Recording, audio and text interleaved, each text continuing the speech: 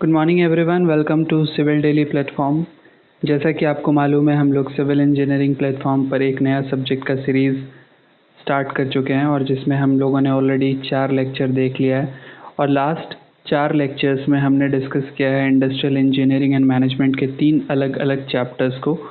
वो 3 अलग अलग चैप्टर्स जो थे, हमने प्रोडक्टिविटी को डिस्कस किया, हमने plant layout and material handling को डिस्कस किया और इसके बाद हम लोगों ने वर्क स्टडी को डिस्कस किया। आज की क्लास में हम लोग बात करने वाले हैं प्रोडक्शन प्लानिंग एंड कंट्रोल के बारे में।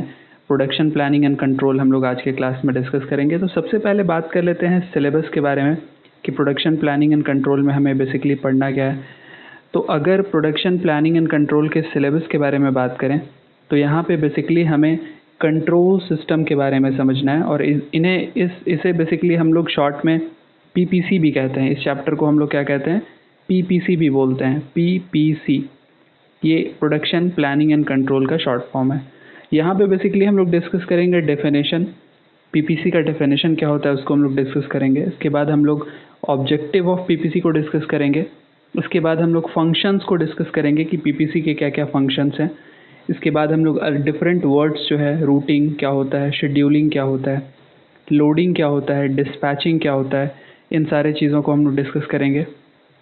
इसके बाद हम लोग बात करेंगे कि प्रोडक्शन कंट्रोल क्या होता है, प्रोडक्शन कंट्रोल के डेफिनेशन को हम समझेंगे। इसके बाद इसके ऑब्जेक्टिव को समझेंगे और फाइनली हम लोग एक साउंड प्रोडक्शन सिस्टम के बारे में बात करेंगे और प्रोडक्शन कंट्रोल सिस्टम के बारे में बात करेंगे। ये हो गया हमारा सिलेबस जो आज के क्लास में हम डिस्कस करने वाले हैं। और आज का जो लेक्चर है वो बेसिकली थोड़ा सा लेंदी होने वाला है, क्योंकि आज ही के क्लास में कंप्लीट चैप्टर को हम डिस्कस करने की कोशिश करेंगे। हो सकता है कि लेक्चर 1 घंटे तक जाए, तो आप कंसिस्टेंट रहें, बने रहें, ताकि कंप्लीट चैप्टर को आप देख पाएँ। और ऑब्वियस सी बात है, आप जब पूरा चैप्टर के लेक्चर को देख लोगे तो आपके पास बहुत सारा कंटेंट होगा एग्ज़ाम पर्सपेक्ट से भी, और साथ ही साथ आपके पास बहुत सारा आइडिया आ जाएगा पीपीसी के बारे में। बात करते हैं हम लोग कि प्रोडक्शन प्लानिंग एंड कंट्रोल होता क्या है। तो सबसे पहले अगर हम लोग प्रोडक्शन प्लानिंग एंड कंट्रोल को समझने की कोशिश करें तो आप देख सकते हो कि ये 3 अलग अलग वर्ड से मिलकर बना है, प्रोडक्शन प्लानिंग एंड कंट्रोल। अगर हम बात करें कि प्रोडक्शन क्या होता है, आपने ऑलरेडी पहले के 4 लेक्चर में प्रोडक्शन को पहले समझ लिया है, लेकिन एक बार फिर से अगर प्रोडक्शन के डेफिनेशन को अगर हम रिपीट करें तो हम ये कह सकते हैं कि manufacturing of product bye transforming raw material into finished goods is called production. इसका मतलब ये है कि जब आप रॉ मटेरियल को फाइनल फिनिश्ड गुड में, यानी कि अपने ज़रूरत के डिज़ायर्ड प्रोडक्ट में कन्वर्ट करते हो, तो इसी प्रोसेस को हम लोग प्रोडक्शन बोलते हैं, जो कि आपको पहले से इसके बारे में आइडिया था। लेकिन अगर हम लोग बात करें प्लानिंग के बारे में क्या होता है, planning, what is actually planning. तो planning is basically looking ahead and anticipates possible difficulties and decides in advance as to how the production is carried out. Planning part में हम लोग बेसिकली अपने फ्यूचर में आने वाले डिफ़िकल्टीज़, प्रॉब्लम्स, साथ ही साथ चैलेंजेस को हम एनालिसिस करते हैं और उससे रिलेटेड जो भी पॉसिबल स्टेप्स लिया जा सकता है, पॉसिबल एडवांस प्रिपरेशन किया जा सकता है, उसको हम कंप्लीट करते हैं। What about control. अगर हम कंट्रोल के बारे में बात करें तो control is to make sure that the programmed production is constantly maintained. Control basically किसी भी ऑर्गेनाइजेशन या किसी भी इंडस्ट्री का वो पार्ट होता है या मैनेजमेंट का वो बॉडी होता है जो ये डिसाइड करता है कि हमने जो प्लान किया था, हमारे इंडस्ट्री को जिस तरीके से चलना चाहिए था, जो कंसिस्टेंसी होनी चाहिए थी प्रोडक्ट के प्रोडक्शन की, वो मेंटेन्ड है कि नहीं है। और अगर मेंटेन्ड नहीं है तो हम इसे कब चेक करते हैं, जब हम कंट्रोल, इस टर्म को, कंट्रोल वाले टर्म को जब हम बेसिकली इस्तेमाल करते हैं किसी भी इंडस्ट्री में, तो वहाँ पे हम ये जज करते हैं कि हमारा जो इंडस्ट्री में होने वाला कंप्लीट प्रोडक्शन है वो पूरा का पूरा कंसिस्टेंट, कॉन्स्टेंटली मेंटेन हो रहा है कि नहीं हो रहा है। In short, we can define this production planning and control as the direction and coordination of the firm's material and physical facilities towards the attainment of pre-specified production goals most efficiently and most economically।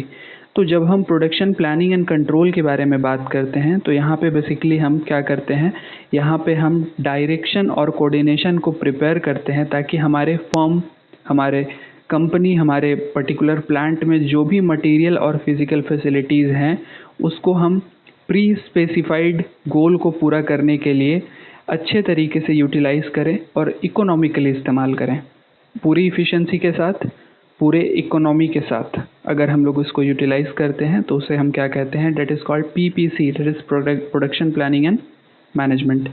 Production planning and management का एक बहुत अच्छा definition जो हमारे Samuel Elon ने दिया था।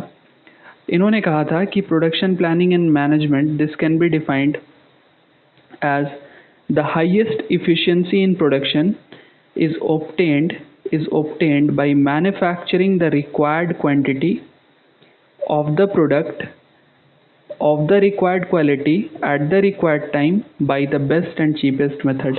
तो जब भी हम कोई प्रोडक्ट का प्रोडक्शन करते हैं, जब भी हम कोई प्रोडक्शन कर रहे हैं और हमारे प्रोडक्शन में जो मैन्युफैक्चरिंग होती है वो मैन्युफैक्चरिंग अगर रिक्वायर्ड क्वांटिटी में हो और जो प्रोडक्ट है वो रिक्वायर्ड क्वालिटी की हो और इसके साथ साथ जो रिक्वायर्ड टाइम है उसके अंदर इसका प्रोडक्शन हो जाए बेस्ट और चीपेस्ट मेथड में, तो ये हमारा बेसिकली कंट्रोल सिस्टम कहलाता है। अगर हम कंट्रोल सिस्टम को इम्प्लीमेंट करते हैं तो ये हम ऑब्टेन कर सकते हैं। इन्होंने ये डेफिनेशन जब दिया था, ये बेसिकली जो है imperial college of science and technology university of London के प्रोफेसर रह चुके हैं जिन्होंने मैनेजमेंट साइंस के ऊपर बुक्स भी लिखा है और इस बुक का नाम है element of production planning and control and many others, बहुत सारे अदर बुक्स भी इन्होंने लिखा है। तो इन्होंने ये डेफिनेशन दिया था कि जब हम किसी भी अपने मैन्युफैक्चरिंग प्रोसेस में रिक्वायर्ड क्वांटिटी, रिक्वायर्ड क्वालिटी और रिक्वायर्ड टाइम में बेस्ट और चीपेस्ट मेथड के साथ कंप्लीट करते हैं, that is known as production planning and control. अगर हम लोग बात करें जो हमारा PPC है इसका ऑब्जेक्टिव क्या है, that is production planning and control का जो ऑब्जेक्टिव है वो क्या है। अगर हम इसे शॉर्ट में डिफाइन करने की कोशिश करें कि हमारा जो PPC है उसका जो बेसिक ऑब्जेक्टिव है वो क्या है, PPC का जो बेसिक ऑब्जेक्टिव है वो 3 different M, that is man, machine and material, ये तीनों M जो हैं, ये तीनों M को इफ़िशिएंट तरीके से इस्तेमाल करना, इनके बीच में इंटीग्रेशन और कोऑर्डिनेशन बनाना और इफ़िशिएंट प्रोडक्शन यहाँ से गेन करना।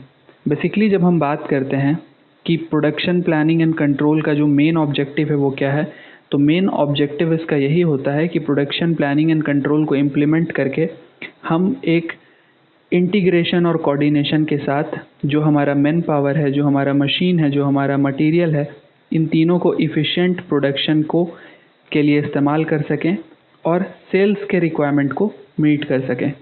अगर हम लोग इसी के साथ बात करें कि 5 M's ऑफ मैनेजमेंट क्या होता है, जो कि बेसिकली हम लोग आगे देखेंगे जब हम 5 M's ऑफ मैनेजमेंट के बारे में बात करते हैं, तो ये बेसिकली हमारा 5 M's में जो है 5 M's ऑफ मैनेजमेंट के बारे में जब हम बात करते हैं तो यहाँ पे 5 M's में मैन, मनी, मटीरियल, मशीनरी और मेथड्स आ जाता है। तो ये ऑब्जेक्टिव ऑफ PPC हो गया, इसे हमने जस्ट ब्रॉडली डिस्कस कर लिया। अगर पॉइंट वाइज अगर हम डिस्कस करें कि PPC का क्या ऑब्जेक्टिव होता है तो पॉइंट वाइज हम इसे इस तरीके से नोट कर सकते हैं। जो मेन मोटो होता है वो हमारा यही होता है कि मैन, मटेरियल और मशीनरीज़ के बीच में कोऑर्डिनेशन बनाना, उनके बीच में इंटीग्रेशन बनाना और बेस्ट इफ़िशिएंट तरीके से प्रोडक्शन को गेन करना। लेकिन अगर हम लोग पॉइंट वाइज सारे ऑब्जेक्टिव को डिस्कस करें तो जो PPC का ऑब्जेक्टिव है वो कुछ ऐसे है: to design a system and plan by which production may be carried out to meet the promised delivery date consistent with minimum cost and quality standard। तो जो प्रोडक्शन प्लानिंग एंड कंट्रोल है इसका जो मेन ऑब्जेक्टिव है वो ये है कि हम लोग यहाँ पे एक ऐसा सिस्टम डिज़ाइन करें और ऐसा प्लान बनाएं कि हमारे प्रोडक्शन सिस्टम जो है वो हमारे जो प्रॉमिस्ड डिलीवरी डेट हैं उसमें कंसिस्टेंट तरीके से हमारा जो डिलीवरी है मटेरियल का वो हो जाए मिनिमम कॉस्ट पर और अच्छे क्वालिटी स्टैंडर्ड पर। सेकेंड ऑब्जेक्टिव जो है हमारा वो ये है कि to ensure efficient utilization of production facilities, कि हमारे पास जो भी प्रोडक्शन फैसिलिटी अवेलेबल है उसको हम इफ़िशिएंट तरीके से इस्तेमाल करें। अगर हम कहें कि हमारा थर्ड ऑब्जेक्टिव क्या है, तो to coordinate the production activities of different department. अलग अलग डिपार्टमेंट, अलग अलग सेक्शंस के बीच में जो प्रोडक्शन की एक्टिविटी है, उन सारे एक्टिविटी के बीच में प्रॉपर कोऑर्डिनेशन जो है वो जनरेट करना, और कोऑर्डिनेशन जनरेट करके प्रोडक्शन एक्टिविटीज़ को इन्हांस करना, उसके रेट को बढ़ाना। अगर हम कहें कि इसके और भी ऑब्जेक्टिव क्या है, तो to maintain adequate but not excessive stock of raw material, work in process and of finished goods to meet the production requirement and delivery schedule at most economical level। देखो एक्चुअली में होता ये है कि जब हम रॉ मटेरियल और finished goods के बारे में बात करें और इसे हम जब एक्सेसिव क्वांटिटी में स्टोर कर लेते हैं, मतलब हम ज़्यादा रॉ मटेरियल स्टोर कर लेते हैं, ज़्यादा फिनिश्ड प्रोडक्ट को जमा कर लेते हैं, तो वहाँ कहीं ना कहीं हमारा एक कैपिटल इन्वेस्टमेंट बढ़ जाता है, हमें ज़्यादा पैसा फंसाना पड़ता है। तो हम ये चाहते हैं पीपीसी करके, प्रोडक्शन प्लानिंग एंड कंट्रोल करके, हम ये चाहते हैं कि हमारा जो मोस्ट इकोनॉमिकल लेवल है, most economical raw material storage है, मोस्ट इकोनॉमिकल प्रोडक्शन गुड्स का जो स्टॉक है वो हम मेंटेन करें, ना ज़्यादा करें ना कम करें। इससे क्या होगा कि जो कैपिटल इन्वेस्टमेंट है, जो हमारा पैसा जो इन्वेस्ट होता है किसी भी इंडस्ट्री में, वो कम से कम होगा। इसके बाद अगला पॉइंट है to ensure the production of the right product in the right quality at the right time. तो हम लोग ये चाहते हैं कि हमारा जो हम ये इंश्योर करते हैं पीपीसी करके कि हमारा जो प्रोडक्शन है वो अच्छा राइट प्रोडक्ट बने, जो हमें ज़रूरत है वैसा प्रोडक्ट बने, राइट क्वालिटी का बने और राइट टाइम में बने। इसके बाद जो इसकी अगले ऑब्जेक्टिव हैं वो ये है to maintain flexibility in manufacturing operation to accommodate rush jobs और टू मीट कॉन्टीजेंसीज। तो हम ये चाहते हैं कि हमारा जो फ्लेक्सिबिलिटी है मैन्युफैक्चरिंग ऑपरेशन में वो हमारे पास हो, और जिस तरह के रश जॉब्स हैं, वैसा काम जिसमें बहुत ज़्यादा रश और या बहुत ज़्यादा बॉटलनेक्स देखने के लिए मिलता है, तो उन सारे वर्क्स में जो कॉन्टीजेंसीज आती हैं उनको हम मिनिमाइज़ कर सकें। इसके साथ हमारा अगला जो पॉइंट है या अगला जो ऑब्जेक्टिव है वो क्या है, to coordinate labour, machines and equipment most efficiently and economically. कि हमारे पास जो भी लेबरर हैं, जो भी हमारे पास मशीन्स हैं और जो भी हमारे पास इक्विपमेंट है, उन सबको मोस्ट इफ़ेक्टिव तरीके से और इकोनॉमिक तरीके से कोऑर्डिनेट करना। इसके बाद जो हमारा नेक्स्ट ऑब्जेक्टिव है वो क्या है, ensure smooth flow of material by eliminating bottlenecks if any in production.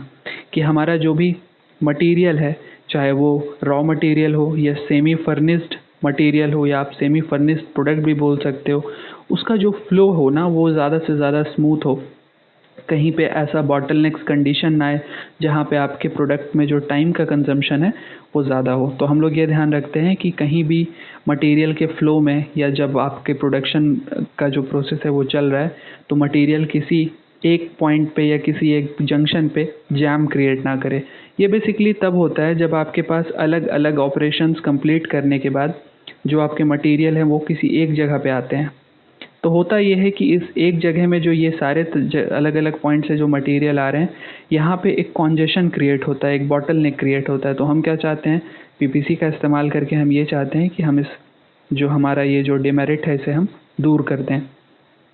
इसके और भी ऑब्जेक्टिव हैं, जैसे कि नेक्स्ट ऑब्जेक्टिव के बारे में बात करें तो establishing target and checking it against performance. हम इसमें क्या करते हैं, हम एक टारगेट सेट करते हैं कि हमारे पास एक टारगेट हो और उस टारगेट को हम अचीव करने की कोशिश करते हैं अपने परफॉर्मेंस के बेसिस पे। इसके बाद हम और क्या चाहते हैं पीपीसी से, हम ये चाहते हैं to provide alternative production strategies in case of emergencies. कि हमारे पास अगर किसी तरह की इमरजेंसी आ जा रही है, किसी तरह का ऐसा क्राइसिस आ जा रहा है जहाँ हमें ज़्यादा से ज़्यादा प्रोडक्ट बनाने की ज़रूरत पड़ रही है, तो वैसे कंडीशन में हम अल्टरनेट मेथड का इस्तेमाल करके अपने प्रोडक्शन को क्या कर सकें, इंक्रीज़ कर सकें। या अगर मान के चलें कि हमारे इंडस्ट्री में किसी तरह के इशू जनरेट हो जा रही है, किसी तरह का प्रॉब्लम हो जा रहा है मशीनरीज़ में, तो हमारे पास दूसरा अल्टरनेट मेथड हो ताकि हमारा प्रोडक्शन क्या हो सके, कंटिन्यू रह सके। तो ये बेसिकली क्या है, ये हमारा ऑब्जेक्टिव है। नेक्स्ट ऑब्जेक्टिव के बारे में बात करें तो to determine the nature and magnitude of various input factor to manufacturing desired product. हम लोग इस बात का ध्यान रखते हैं कि हमारा जो नेचर है, हमारा जो मैग्नीट्यूड है डिफरेंट इनपुट फैक्टर का, उससे हम डिज़ायर्ड आउटपुट गेन कर सकें। जैसे मान के चलो कि आप कोई भी एक प्रोडक्ट बनाते हो, एक प्रोडक्ट बनाते हो, तो इस ए प्रोडक्ट में बहुत सारे इंग्रेडिएंट लगते हैं, या आप बोल सकते हो रॉ मटेरियल लगते हैं। तो हम क्या चाहते हैं कि हमारा जो भी रॉ मटेरियल इसमें इन्वेस्ट हो रहा है, उस रॉ मटेरियल को हम इतने क्वांटिटी में बेसिकली हम यूज़ करें कि हमारा जो आउटपुट हो वो डिज़ायर्ड आउटपुट हो। इसका मतलब ये हो कि आउटपुट सफिशिएंट हो प्रोडक्ट के खर्च के हिसाब से।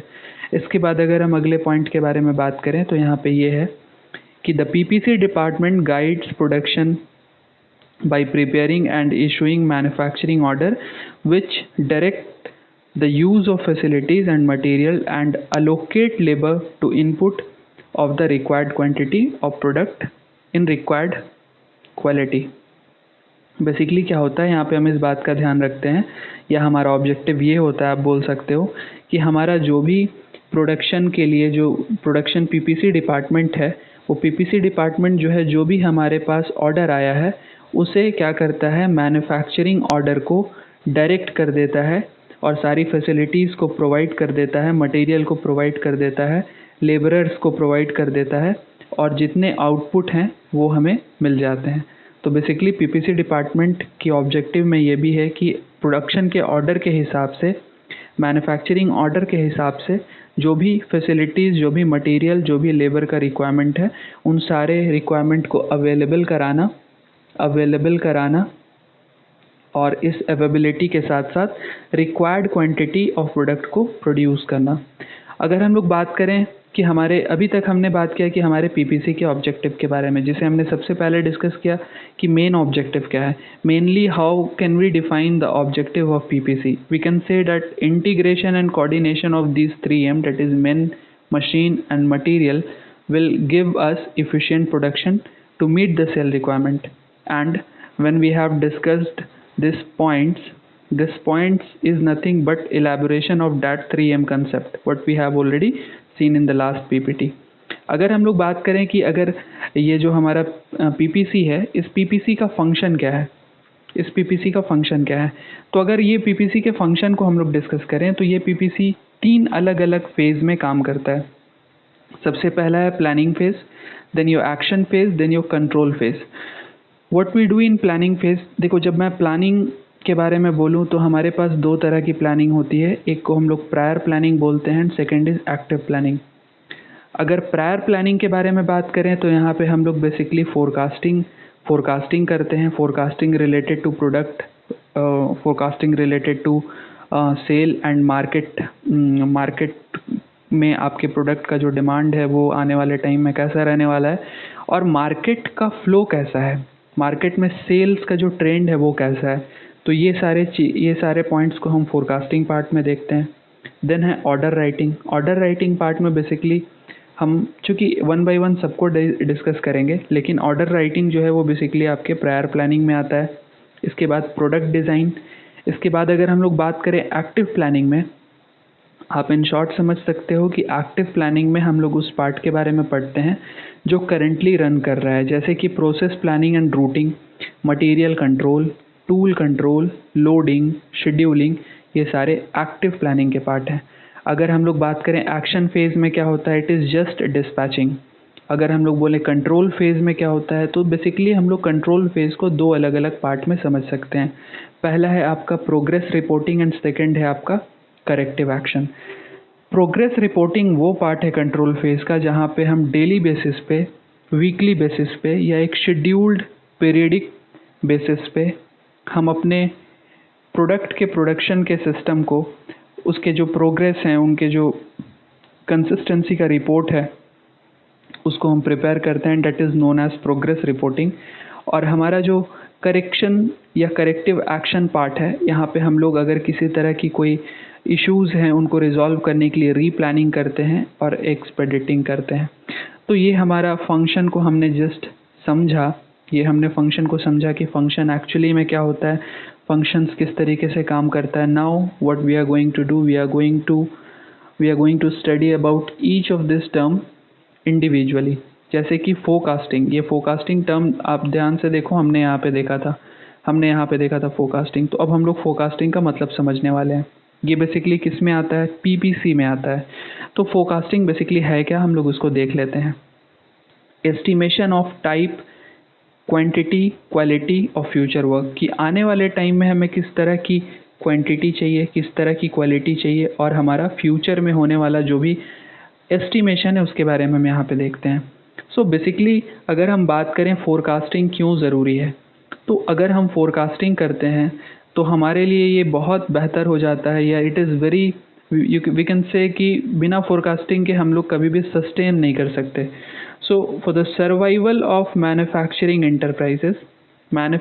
एंटरप्राइजेस को सर्वाइव करने के लिए हमें ये पता होना चाहिए कि आने वाले टाइम में मार्केट में किस तरह का ट्रेंड आने वाला है, फ्यूचर में किस तरह के मार्केट में प्रोडक्ट के डिमांड बढ़ने वाले हैं, किस तरह के प्रोडक्ट के डिमांड घटने वाले हैं, इन सभी चीज़ों के बारे में आइडिया होना चाहिए। So basically survival of manufacturing enterprises depends on its ability to assess with reasonable and market trend several years ahead, or it enables the company to make us use of sales trend, कि भाई हम लोग sales trend का इस्तेमाल कैसे करेंगे, हमारे पास जो आने वाले फ्यूचर में सेल का जो ट्रेंड होने वाला है उसे हम किस तरीके से यूज़ करेंगे। इसके साथ साथ एक क्रूशियल रोल भी इम्प्लीमेंट करता है development of plants in future, कि आने वाले टाइम में हमारा जो प्लांट है वो बेसिकली किस तरीके से डेवलप करे तो हमारे प्लांट के लिए बेहतर होगा। जैसे कि होता है ना कि आप अगर टेलीकॉम इंडस्ट्री को देख लो, टेलीकॉम इंडस्ट्री में क्या होता है कि आज के टाइम पे आप 4G का इस्तेमाल कर रहे हो, लेकिन आने वाले टाइम में ये क्या हम लोग 5G का इस्तेमाल करने वाले हैं, क्योंकि 5G की टेस्टिंग हो रही है। तो कहीं ना कहीं हमें ये प्लान करना पड़ता है कि हम अपने डेवलपमेंट के लिए फ्यूचर में जो एक्सपेंसेस या कैपिटल इन्वेस्ट करने वाले हैं वो कहाँ पे करने वाले हैं। नेक्स्ट है sales budget forms the basis of manufacturing budget. Basically हम लोग यहाँ पे ये भी पॉइंट भी डिस्कस कर लेते हैं कि हमारा जो सेल का बजट है, हमारा जो सेल हो रहा है उसके अकॉर्डिंग डिपेंड करता है कि मैन्युफैक्चरिंग में आप पैसा कहाँ पे इन्वेस्ट करोगे। सो अगर हम लोग बात करें कि फोरकास्टिंग कैसा होना चाहिए, तो फोरकास्टिंग जो होना चाहिए वो एक्यूरेट होना चाहिए। अगर आपकी फोरकास्टिंग एक्यूरेट नहीं है तो कहीं ना कहीं आप बहुत बड़ा लॉस भी इसमें उठा सकते हो।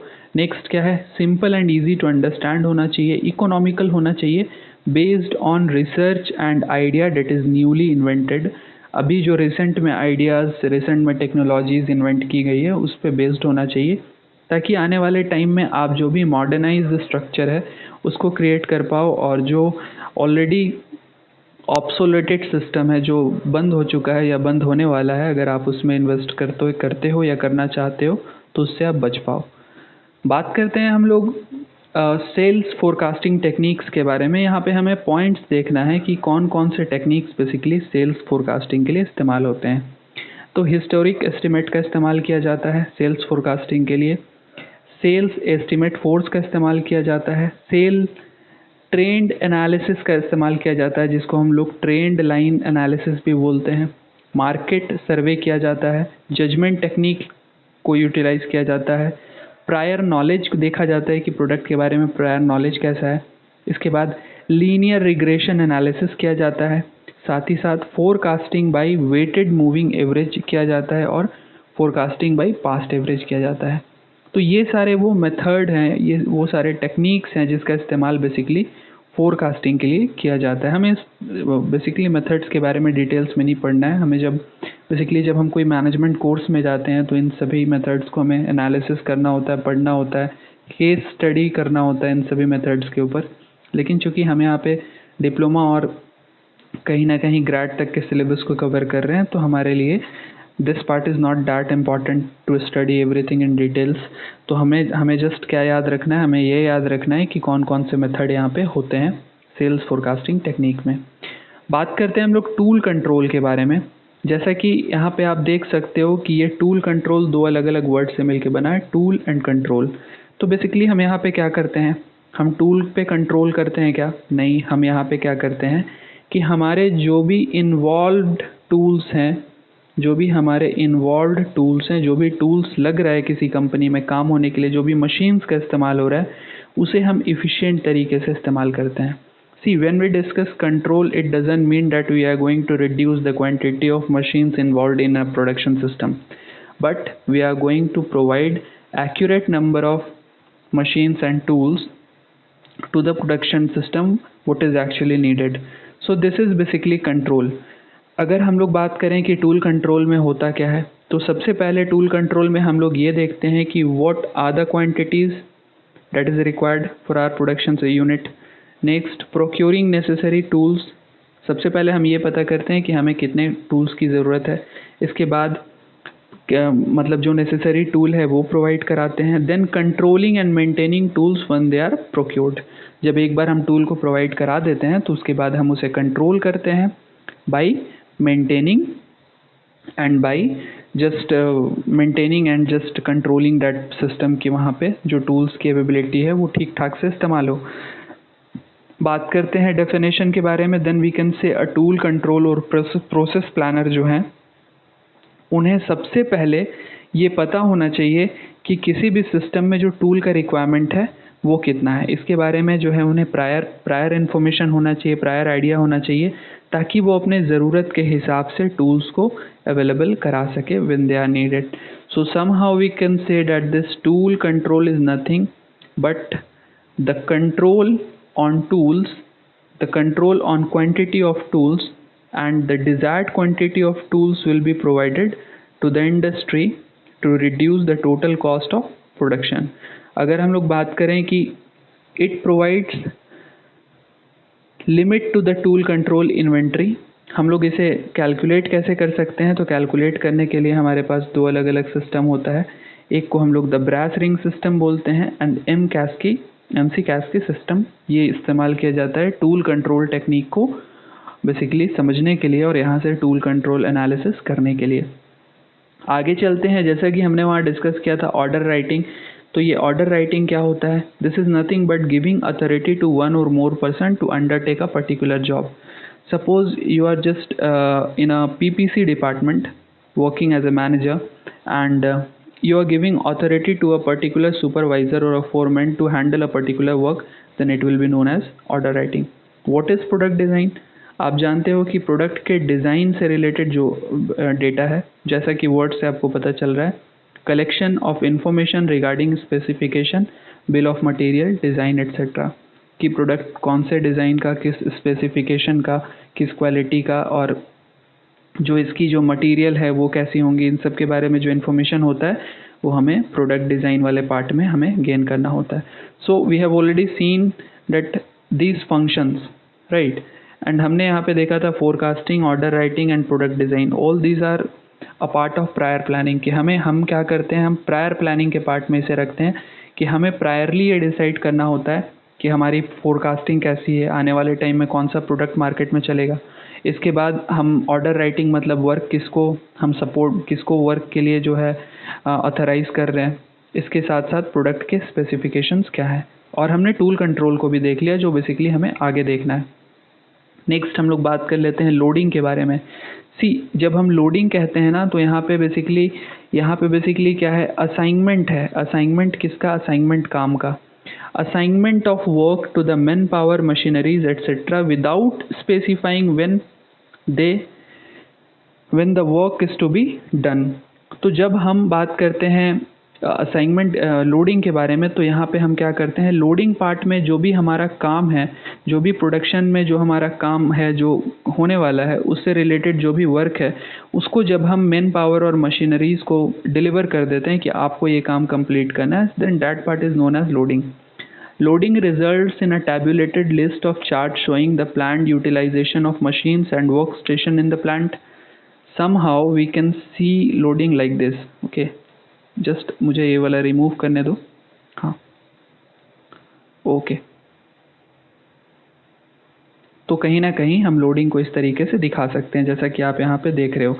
It can be defined as the relationship between load and capacity where work is done. यहाँ पे हम लोग क्या करते हैं, जो भी लोड हम देते हैं उसे हम टेबल के फॉर्म में रिप्रेजेंट करते हैं. यहाँ पे आप टेबल देख सकते हो, ये जो टेबल है आपका, हाँ, ये जो टेबल है आपका, ये टेबल आप देख सकते हो। इस तरह के टेबल हम बनाते हैं और इस तरह का टेबल से हम लोग जो भी लोडिंग है, जिनको जो काम दे दिया जा रहा है, उसे हम जस्ट हम डिलीवर कर देते हैं। जैसे कि आप देख सकते हो डेली मशीन कैपेसिटी यहाँ पे आपको गिवन है कि एक मशीन का जो सिस्टम है वो डेली 96 आवर्स काम कर सकती है। तो हमने उसे डेली बेसिस में 80 hours, 32 hours, 42 hours, 40 hours, 64 hours, इस तरह से हमने डिस्ट्रीब्यूट कर दिया है। और जब सारे मशीन्स या सारे डिपार्टमेंट के लिए हम इस तरह का जो डिस्ट्रीब्यूशन है वो कंप्लीट करते हैं, and that part is known as loading. Coming to the scheduling part मैं आपको समझा देता हूँ। आपके पास ये पीपीटी आएगी, आप इसे पढ़ सकते हो। I think you will understand everything, but in case of any doubt and any question you can write down in the comment box. You can write down in the comment box, or you can email me as well. You can write on that telegram channel as well. तो scheduling को सबसे पहले हम discuss कर लेते हैं कि scheduling होता क्या है। देखो, जब हम बात करते हैं कि हमने बेसिकली वो लोडिंग कर दिया, हमने किसी को लोड दे दिया, तो उसके साथ साथ हमें ये भी बताना होता है कि आप इस काम को कब करोगे। जैसे मान के चलो, हमने ए को कहा कि आप कोई काम कर लो, बी को हमने कहा आप भी कोई काम कर लो, सी को हमने कहा आप ये काम कर लो, डी को हमने कहा आप ये कोई दूसरा काम कर लो। Suppose X, Y, Z and P, इस तरह का वर्क हमने सबको अलग अलग दे दिया। सो जब हम इन सारे वर्क को जब इसको टैबुलेट कर चुके और इसके बाद हमें क्या करना होता है, हमने इन्हें शेड्यूल कर दिया कि आपको ये काम इस टाइम पे करना है या इस तरीके से कंप्लीट करना है। So that is known as scheduling. हम इन्हें एक टाइम टेबल दे देते हैं कि आप इसके अकॉर्डिंग काम करोगे। सपोज़ अगर आपके पास 5 अलग अलग वर्कर हैं, 5 वर्कर 5 तरह के काम को कंप्लीट कर रहे हैं और पांचों को आपने एक वर्क लोड दे दिया है, तो उस वर्क लोड को कंप्लीट करने के लिए जो आप उन्हें टाइम टेबल प्रोवाइड कराते हो, that is known as scheduling. We can define it like concept in brief. Scheduling means when and in what sequence the work will be done, कि काम को कब किया जाएगा और किस सीक्वेंस में किया जाएगा। It involves deciding as to when the work will start, कि काम कब स्टार्ट होगा, कितने ड्यूरेशन में कंप्लीट होगा। And there are multiple factors which basically affect this scheduling. That is customer demand. जैसा जैसा कस्टमर का डिमांड होता है, कस्टमर के डिमांड के अकॉर्डिंग हमारी शेड्यूलिंग चेंज होती है। सपोज़ आपकी डिमांड, मार्केट डिमांड हाई हो गई, तो उस केस में आप क्या करोगे, अपने शेड्यूल को जो है वो आप रीशेड्यूलिंग करोगे, आप एम्प्लॉयज़ को ज़्यादा वर्कलोड दोगे। कस्टमर के डिलीवरी डेट के अकॉर्डिंग हम शेड्यूलिंग को डिसाइड करते हैं। स्टॉक हमारे पास कितना है पहले से, उसके बेसिस पे हम ये डिसाइड करते हैं कि हमें कितने प्रोडक्ट की और ज़रूरत है। So these are some factors which basically affect scheduling. There are other factor as well, जिसमें कि आपको stock of finished good with the firm, की फर्म में ऑलरेडी कितना प्रोडक्ट बना हुआ है। सो बेसिकली जब हम लोडिंग करते हैं, जब हम शेड्यूलिंग करते हैं, तो हम अपने प्रोडक्ट की अवेलेबिलिटी को देख के करते हैं कि हमारे पास कितना प्रोडक्ट अवेलेबल है और उस प्रोडक्ट को हम किस तरीके से यूज़ करने वाले हैं या उसके आने वाले डिमांड्स किस तरीके से होने वाले हैं। हम लोग आगे चलते हैं, बात करते हैं कि कौन कौन से टेक्निक का इस्तेमाल किया जा सकता है शेड्यूलिंग करने के लिए। Then you can see here that we have 4 type of techniques what can be used to make a schedule. First is perpetual schedule, second is order schedule, third is loading by schedule period, and then commercial devices. हम लोग अपने अगले basically जो हमारे syllabus में था ये dispatching part, उसके बारे में डिस्कस कर लेते हैं कि डिस्पैच करने का मतलब क्या होता है। तो जब आप किसी भी वर्क को स्टार्ट करने का या प्रोडक्शन को स्टार्ट करने का जब आप ऑर्डर कर देते हो ना, तो उस टाइम पे हम लोग that is known as dispatching, उस टाइम पे उसे हम डिस्पैचिंग बोल सकते हैं। It is concern with getting the work started. It ensures that plan is properly implemented. It is physical handover of manufacturing order to the operating facility, that is worker, through the release of order and instruction in accordance with the previously developed plan of activity, that is time and sequence established by scheduling section. तो हम लोग जब basically dispatching के बारे में बात करते हैं, तो डिस्पैचिंग में हम लोग क्या करते हैं, डिस्पैचिंग पार्ट में हम लोग बेसिकली ये किसके साथ अटैच्ड है, ये गेटिंग द वर्क स्टार्टेड, मतलब काम कब स्टार्ट हो रहा है, और ये बेसिकली इंश्योर करता है कि प्लान को प्रॉपरली इम्प्लीमेंट किया गया है कि नहीं किया गया है। ठीक है। फिजिकल हैंडओवर जब हम करते हैं मैन्युफैक्चरिंग ऑर्डर का, जो भी हमारे पास मैन्युफैक्चरिंग का ऑर्डर आया है, इसे अगर हम वर्कर या ऑपरेटिंग फैसिलिटी को दे देते हैं और उन्हें ये कहते हैं, इंस्ट्रक्शन देते हैं कि हमें किस तरह का प्रोडक्ट चाहिए, प्रीवियसली जो हमने प्लान बनाया था टाइम और सीक्वेंस का, उस सीक्वेंस में हमें काम चाहिए, और ये जब हम लोग ये सब पूरा प्रोसेस कंप्लीट करते हैं, then that is known as dispatching. तो डिस्पैचिंग के प्रोसेस के बारे में बात करें, then we have 4 different steps basically we can say. पहला क्या है? स्टोर इशू ऑर्डर, देन है आपका टूल ऑर्डर, देन आपका जॉब ऑर्डर, एंड देन आपका इंस्पेक्शन ऑर्डर, देन आपका मूव ऑर्डर। तो यहाँ पे हम लोग इन सारे ऑर्डर्स को कंप्लीट करते हैं। सबसे पहले हम स्टोर इशू के और स्टोर से मटेरियल को निकालने का ऑर्डर देते हैं, that is the store issue order. Then हम लोग टूल्स को यूटिलाइज करने का ऑर्डर देते हैं, that is tool order. Job को कंप्लीट करने का ऑर्डर देते हैं, that is job order. Then हम लोग कहते हैं कि हमारा इंस्पेक्शन हो ताकि जो प्रोडक्ट है वो प्रॉपर क्वालिटी का मिल पाए, that is inspection order. Then finally movement of finished goods. बात करते हैं रूटिंग के बारे में। रूटिंग बेसिकली क्या होता है? Routing is a, you can say like, हम लोग जैसे पिछले वाले चैप्टर में डिस्कस किए थे कि हमारे पास फ्लो लाइन था, इसी तरीके से आप यहाँ रूटिंग बोल सकते हो। रूटिंग, यहाँ पे रूटिंग टर्म का मतलब क्या होता है? यहाँ पे अगर आप रूटिंग को डिफाइन करोगे, then routing means determination of route to be followed by each part और component being transformed from input raw material into final product. जब हम लोग फाइनल प्रोडक्ट बनाते हैं रॉ मटेरियल का इस्तेमाल करके, और हम इस बात को डिटरमाइन करते हैं कि हमारे इस प्रोसेस में जो रूट फॉलो होगा या जिस मेथड को फॉलो करेंगे, जिस स्टेप सीक्वेंस को फॉलो करेंगे, वो क्या है, then it is known as routing. अगर हम लोग बात करें कि हमारा जो प्रोडक्शन होता है वो बेसिकली किस तरीके से कंप्लीट होता है, तो सबसे पहले हम पाथ डिसाइड करते हैं, इसका मतलब रूटिंग करते हैं। इसके बाद हम शेड्यूल बनाते हैं, और इसके बाद हम डिस्पैच करते हैं, इसका मतलब वर्क को डिस्ट्रीब्यूट कर देते हैं, और फाइनली हम फॉलो अप लेते हैं। सो routing of a production order contain complete information of the product to be manufactured, complete details of each operation to be performed, the setup time and standard time needed for completing the job or product। तो standard time के बारे में हमने पहले पढ़ लिया था कि स्टैंडर्ड टाइम कौन सा टाइम है। बेसिकली जो नॉर्मल टाइम में हम लोग जो भी अलाउंसेस है उसको ऐड करते हैं तो हमें स्टैंडर्ड टाइम मिलता है। तो रूटिंग में हम ये करते हैं कि हमारे पास कंप्लीट इन्फॉर्मेशन, किस तरह का प्रोडक्ट बनाना है, कंप्लीट डिटेल्स के साथ, हर तरह के ऑपरेशन के साथ, वो सब कुछ सेट करते हैं, सीक्वेंस सेट करते हैं, और उसके बाद हम उसे कंप्लीट जॉब कंप्लीटिंग के लिए जो हमारा डिपार्टमेंट है, नेक्स्ट डिपार्टमेंट को हैंडल कर देते हैं। अगला है production control, which is very very important. Control of production, why we need to control the production when we discuss all about efficiency. तो हमें यहाँ पे प्रोडक्शन को कंट्रोल करने की क्या ज़रूरत होती है? And we have already discussed in the last chapter that quantity of product which are basically made by a production unit is directly proportional to the revenue of a particular industry. Revenue तभी होगा जब हमारा product बनेगा, तो फिर इसे control करने की क्या ज़रूरत है? Somehow we can just redefine that कि हमारे पास जो सेल्स होता है ना, हमारे पास जो सेल्स का रिक्वायरमेंट है, उसके अकॉर्डिंग अगर हम प्रोडक्ट ना बनाएं तो कहीं ना कहीं हमारे जो स्टॉक हैं वो हमारे कैपिटल को क्या कर देते हैं, इंक्रीज़ कर देते हैं, कैपिटल इन्वेस्टमेंट को। सपोज़ हमारे मार्केट में रिक्वायरमेंट है 50 यूनिट्स की, हमारे मार्केट में 50 यूनिट्स की रिक्वायरमेंट है, और हमारी इंडस्ट्री डेली बेसिस में 70 प्रोडक्ट्स बना रही है।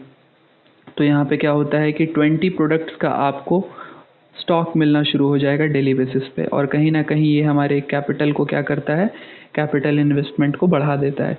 So somehow we will have to control our production system according to the sales requirement.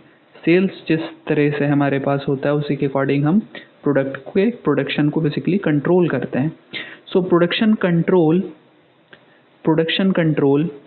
we can define it like production control is the function of management which plans, directs the control of material supply and processing activities of an enterprise so that specified product are to be produced by specified method to meet the approved sale program. It ensures that activities are carried out in such a way that the available labor and capital are used in best possible way. So this is about production control, अगर हम लोग बोलें कि production control में कौन कौन से stages होते हैं, then we can say we have basically 4 stages. First is observation, second is analysis, third is corrective plan and fourth is post operation evaluation. सबसे पहले हम ऑब्जर्वेशन करते हैं कि हमारे किस तरह के डिमांड है मार्केट में. उसके बाद उस ऑब्जर्वेशन का हम एनालिसिस करते हैं. उसके बाद जो भी करेक्टिव प्लान है उसको हम बनाते हैं, और करेक्टिव प्लान बनाने के बाद हम पोस्ट ऑपरेशन, जब हमने प्लान बना लिया उससे इम्प्लीमेंट कर लिया, तो पोस्ट ऑपरेशन इवैल्यूएशन करते हैं अपने प्रोग्राम का.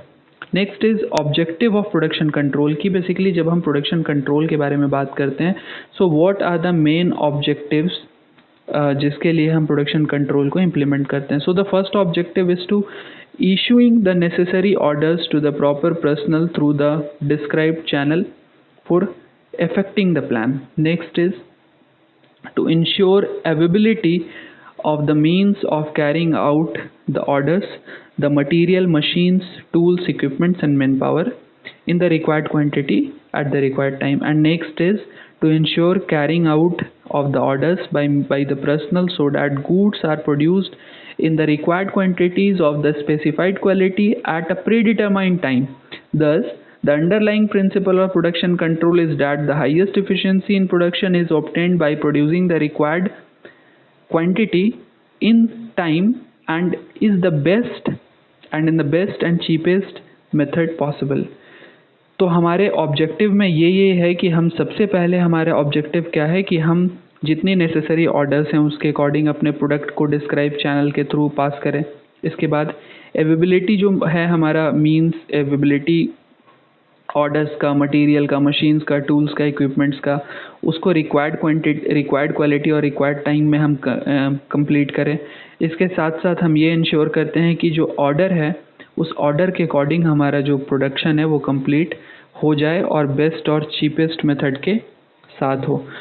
तो अगर हम लोग कहें कि फंक्शन क्या होता है, ये जो प्रोडक्शन कंट्रोल सिस्टम है ये कैसे काम करता है, तो हम लोग इसे सबसे पहले एक्टिविटीज़ को कंट्रोल करते हैं, that is known as control of activities. Then हम लोग कंट्रोल ऑफ मटेरियल मूवमेंट करते हैं कि मटेरियल मूवमेंट कैसे हो रहा है उसे कंट्रोल करते हैं. Control of tools, availability of tools or control की जितना टूल्स है उसे हम कंट्रोल करते हैं. quantity of produced is controlled.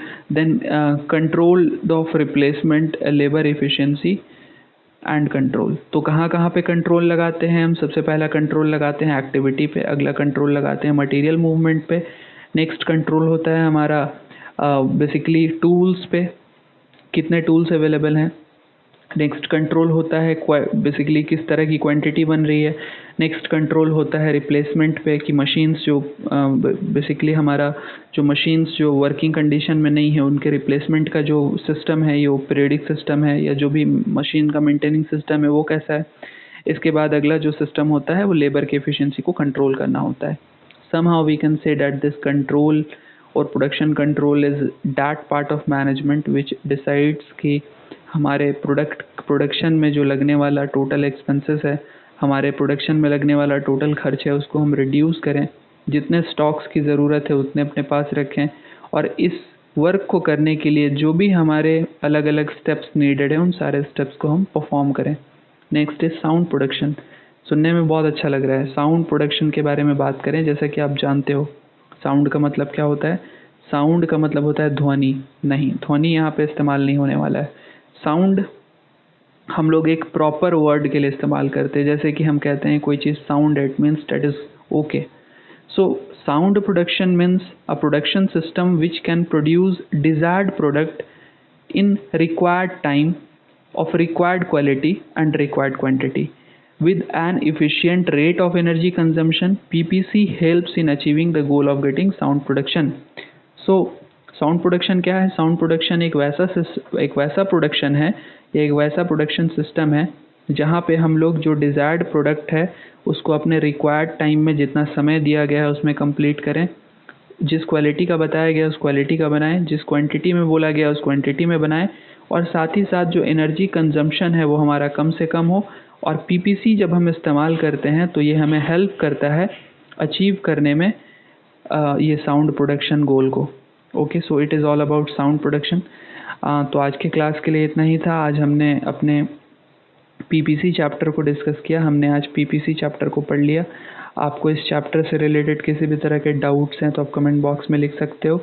आपको किसी तरह के इश्यूज़ हैं कोई नए टॉपिक से रिलेटेड या इस इंडस्ट्रियल इंजीनियरिंग एंड मैनेजमेंट से रिलेटेड, तो भी आप कमेंट कर सकते हो। वीडियो पसंद आता है तो आप प्लीज़ करके लाइक करो, शेयर करो अपने दोस्तों के साथ और सब्सक्राइब करके बेल आइकन प्रेस कर दो ताकि आने वाले सारे वीडियोज़ के नोटिफिकेशन आपको मिलते रहें। और अगर आपको इस पर्टिकुलर जो लेक्चर है इसका नोट्स चाहिए तो आप हमारे टेलीग्राम के चैनल को ज्वाइन कर सकते हो। टेलीग्राम के चैनल पे आपको इस वीडियो के लिंक, साथ ही साथ आपको जो वीडियो के नीचे जो नोट्स है वो भी आपको पीडीएफ फॉर्मेट में मिल जाएंगे। किसी तरह के अदर डाउट्स के लिए आप फ़ोन कर सकते हो, जिसके लिए यहाँ पे मैं बेसिकली आप व्हाट्सएप कर सकते हो। मैं यहाँ पे नंबर नोट डाउन कर दे रहा हूँ। Okay, so it is all about today. Thank you so much. अगर आप अभी यहाँ तक बने हुए हो तो थैंक यू।